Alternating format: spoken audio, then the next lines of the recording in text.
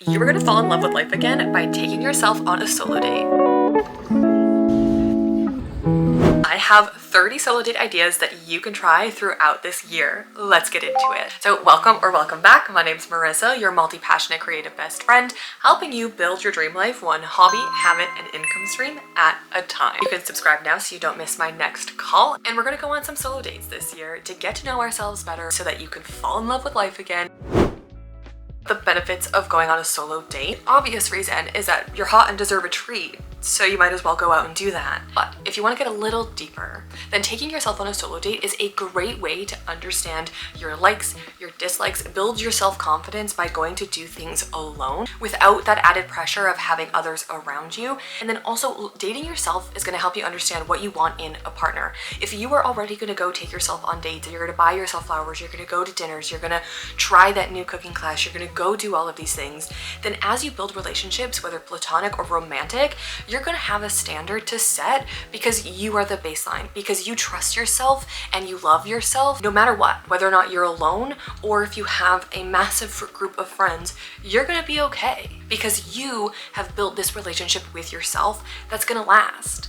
You are the best project that you are ever going to work on. Here are 30 solo date ideas for women who are ready to fall in love with life again. Number 1, watch a sunset or sunrise. Number 2, go paint in the park. You grab supplies at your local craft store, get a small 4x4 canvas and paint a tiny picture at the park. Number 3 is to attend a cooking class. Number 4 is to attend a local theater performance. Number 5 is to read a book in a cafe. If you're someone who frequents cafes or you go to work at cafes either on your laptop or to study, you can pick either a new cafe that you've never been to before to go read at, or you can go to one that you frequent, but don't bring your laptop. Really make it an intentional hour or two that is just for you and something new. Number 6 is to visit a library and then take out a book about either a topic you want to learn about or a genre that you're not normally into, but you're wanting to push yourself outside of your comfort zone just to see what you like and don't like. Number 7 is to build a fort and watch your favorite childhood movie.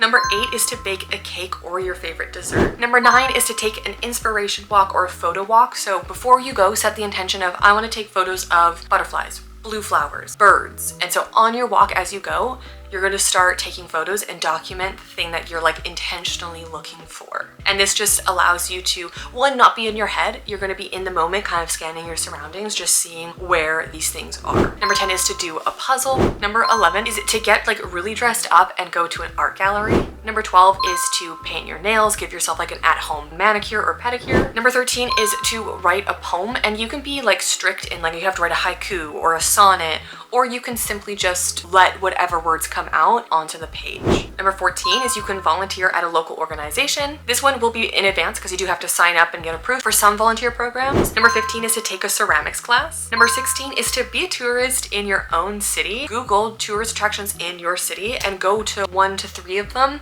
for the day. Some of these things are probably going to be you drive past it every day and you didn't know it was a tourist attraction. It's a fun way to look at your town and city with new eyes. Because imagine you've never been there before, and these are things people are going to experience for the first time. Number 17 is to visit a museum, whether it's a local museum or maybe a few towns over or the city over. Number 18 is to window shop at your local thrift stores. Number 19 is to learn a new hairstyle. Number 20 is to go for a walk. Ideally pick a hike or a trail you haven't done before, or if you have done a certain trail, maybe park at a different spot and walk the opposite direction than you normally do just to change it up a bit. Number 21 is to take a yoga class. Number 22 is to buy yourself some flowers or a new plant, light candles or get the electric candles if you don't want to deal with fire, and dance around your living room. Put on a fun playlist and just dance it out. Number 24 is to take yourself out for dinner. Number 25 is to start either a new crochet or knit project. You can even make the knit project something that's really small that you can complete in one sitting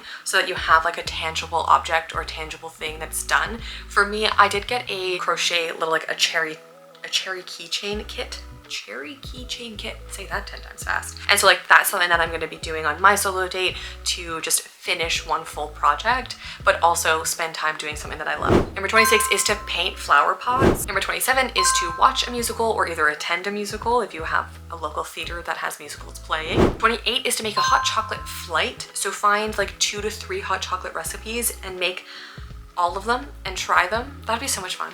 That'll be delicious. Number 29 is to start a junk journal, and you can even start a junk journal that documents all of these solo dates. And then number 30, your last solo day, is to write a love letter to yourself. What you want out of this, what you want for your future, what you want in a partner, because what you want in a partner or a relationship is what you need to give yourself. So I just gave you a list of solo dates that you could go on. What do you actually have to do for a solo date? You might be thinking, Marissa, I do a handful of these things already during my week and I love doing those things. What makes it a solo date? Now, a solo date is kind of like an intentional time slot that you give yourself to go explore and be with yourself. You can even Google like get to know your partner questions and ask yourself those while you're going on one of these dates. Or what I personally do is you can combine a handful of these into one solo date, because obviously like baking a cake and watching a movie and going for a walk, those can all be done kind of in the same day. If you are somebody who procrastinates or you want to do these things but you just haven't had like the push to get them done,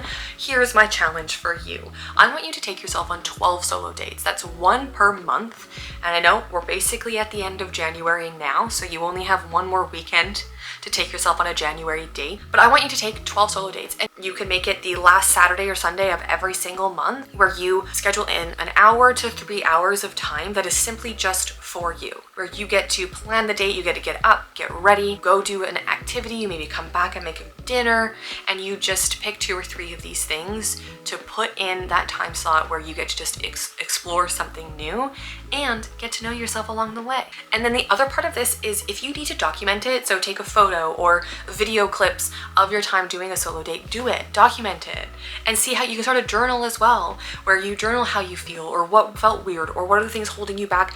Maybe you feel weird going to your local restaurant by yourself. I felt the first time I went to a movie by myself, I felt so strange, but then it literally is just like sitting watching TV with a bunch of people. You get your own popcorn, your own snacks, you go sit, you get to watch a massive screen, and it was a great time. Your solo date is designed to be slightly uncomfortable, but also fun. Because especially if you're somebody who struggles with being alone, or you're wanting to do things, or you're waiting for a friend group or a partner to get out and do some things, this is your sign that you can do this all by yourself. And you might feel like, well, it's not as fun without other people. And to some extent that can be true. Having someone to experience life with is something that a lot of us strive for and that you might be wanting. But if you don't have that right now, simply waiting for it, you don't need to wait.